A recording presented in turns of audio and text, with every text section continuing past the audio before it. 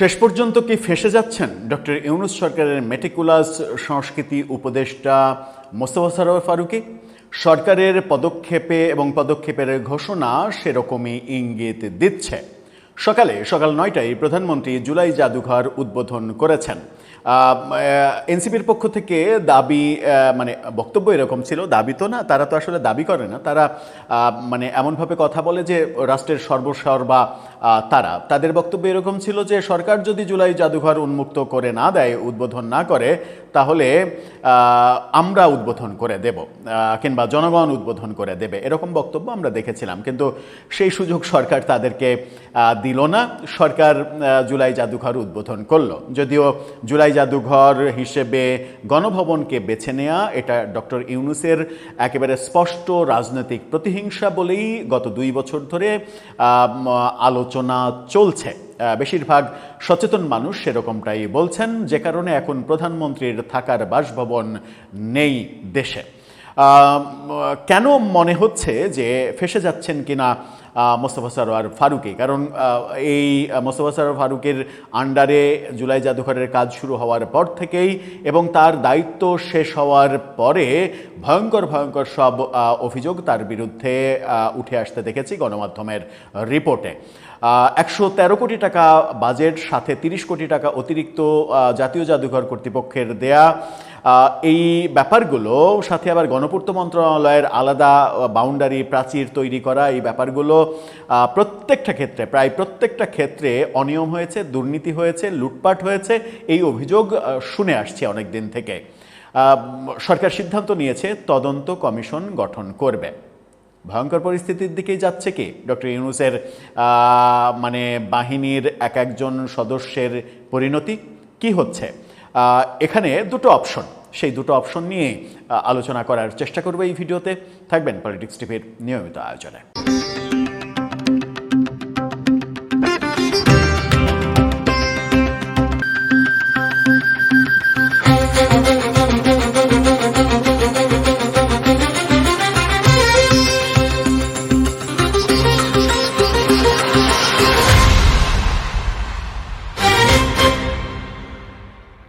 দর্শক, বলছিলাম জুলাই জাদুঘর অবশেষে উদ্বোধন করা হলো। উদ্বোধন যখন করা হলো, তার মানে আজকে থেকে উন্মুক্ত থাকবে, জনগণ সেটা দেখবে, এবং জনগণ যখন দেখবে তখন বুঝতে পারবে যে কোনো ধরনের কোনো অবকাঠামো তৈরি করার কোনো ব্যাপার সেখানে ছিল না। যে অবকাঠামো আছে, অর্থাৎ ইট গাঁথার প্রয়োজন হয়নি একটিও।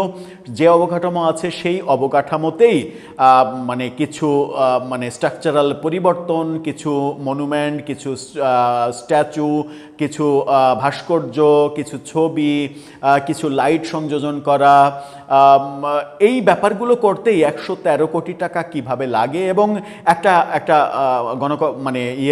গণভবনের মাটিতে কয়েকটা মাটি এরকম কবরের মতো উঁচু করে একটা সিম্বলিক গণকবর তৈরি করা, এখন ওই মাটিগুলো উঁচু করতে কত কোটি টাকা লাগে, সেটা তো একটা মেটিকুলাস ব্যাপার। অবশেষে সরকারের দারুণ একটা সিদ্ধান্তের কথা জানিয়েছেন জুলাই জাদুঘর উদ্বোধনের প্রাক্কালে সংস্কৃতি মন্ত্রী। কি বলছে গণমাধ্যম? টাইমসের রিপোর্টটা দেখে নিন। সেখানে বলা হচ্ছে জাদুঘর উদ্বোধনের পর তদন্ত কমিটি গঠন করা হবে।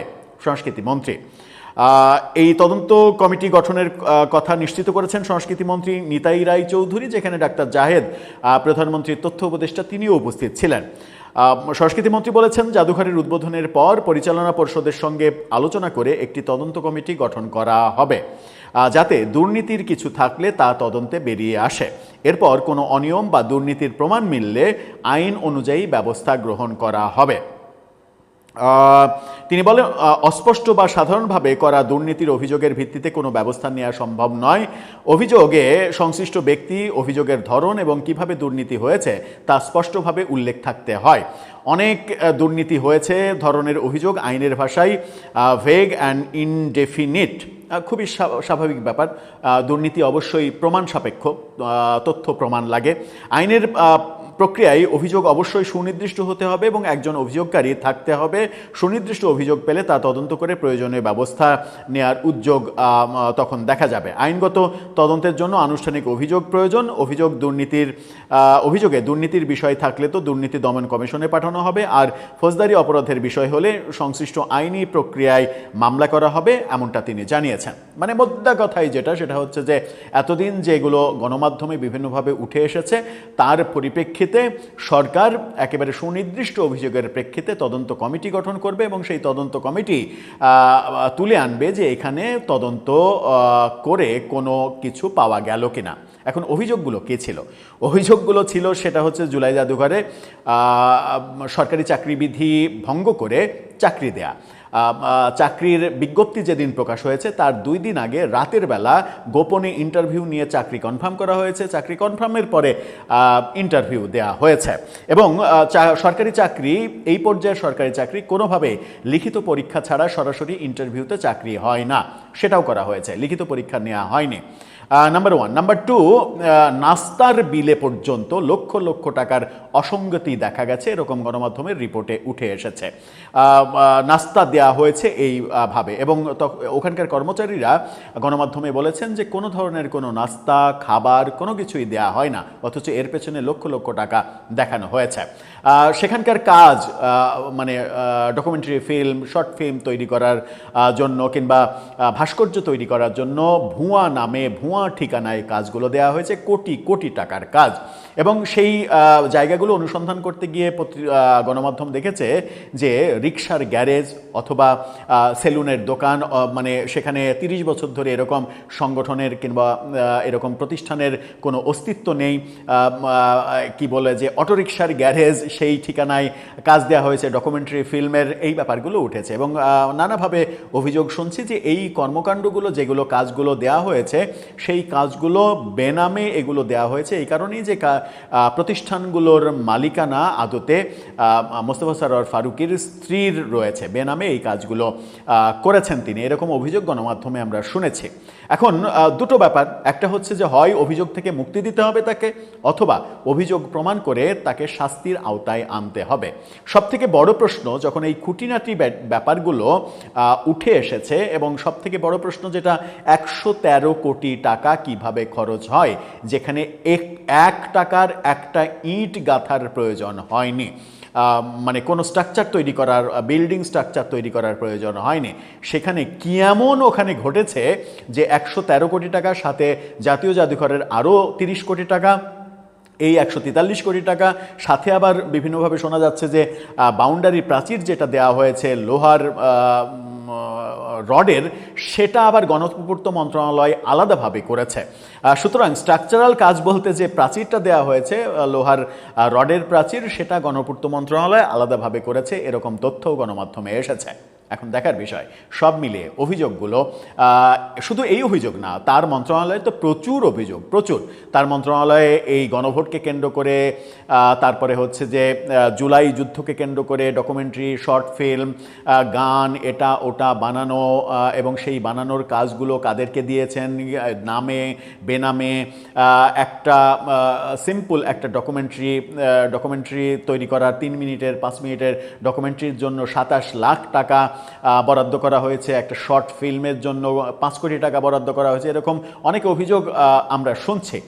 সংস্কৃতি মন্ত্রী যেটা বলেছেন, একেবারে খুবই ভালো কথা বলেছেন যে স্পেসিফিক অভিযোগ লাগবে এবং সেটা যদি দুর্নীতি হয় তাহলে দুদক দেখবে, ফৌজদারি অপরাধ হলে সাধারণ মামলা হবে।